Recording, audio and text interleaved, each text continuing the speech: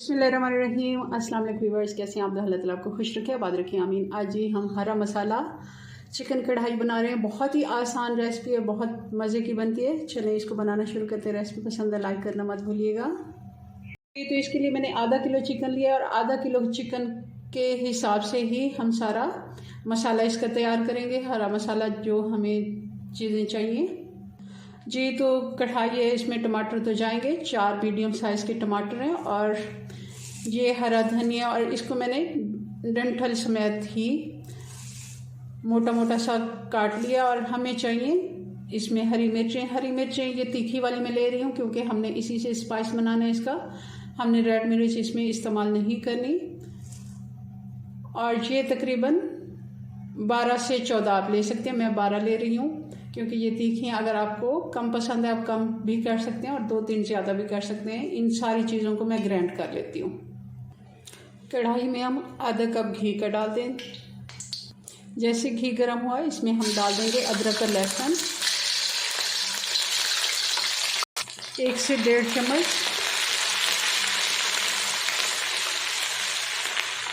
जैसे ही इसका हल्का सा गोल्डन कलर आएगा हम इसमें चिकन डाल देंगे। और चिकन में थोड़ा सा पानी है, पानी को मैंने फेंक दिया क्योंकि पानी जो होता है वो थोड़ा बहुत निकल ही आता है। इसका ज़्यादा देर अगर चिकन पड़ी रहे तो वो आप कोशिश करें कि ना ही डालें।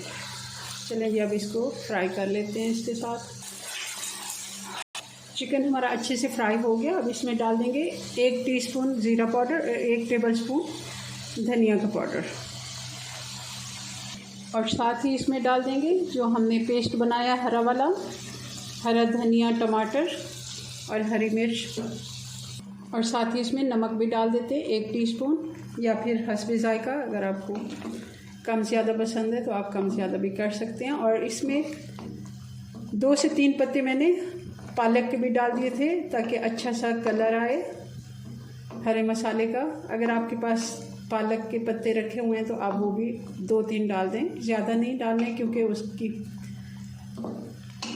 फिर ग्रेवी में टेस्ट आएगा। पालक के या फिर मेथी के अगर 2-3 पत्ते आप डालना चाहें वो भी डाल सकते हैं।